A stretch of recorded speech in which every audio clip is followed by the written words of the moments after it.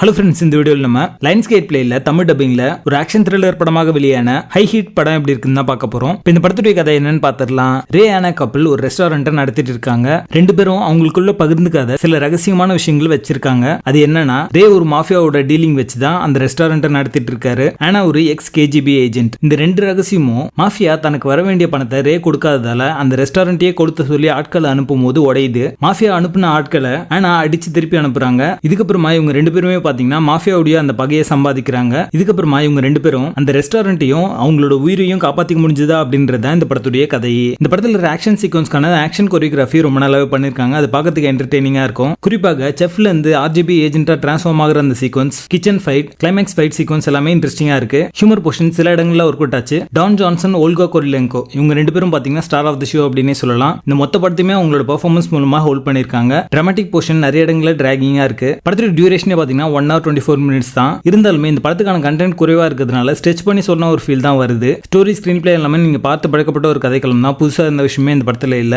படத்துடைய பேசிங் ஆவரேஜா இருக்கும். மொத்தத்துல இது ஒரு பிலோ ஆவரேஜ் ஆக்ஷன் காமெடி படமாக வந்திருக்கு. படத்துல அடல்ட் கண்டென்ட் இல்ல. இந்த படத்தை நீங்க ஃபேமிலியோட பார்க்கலாம். ஹை ஹீட் படத்துக்கு எங்களோட ரேட்டிங் 4.75 out of 10.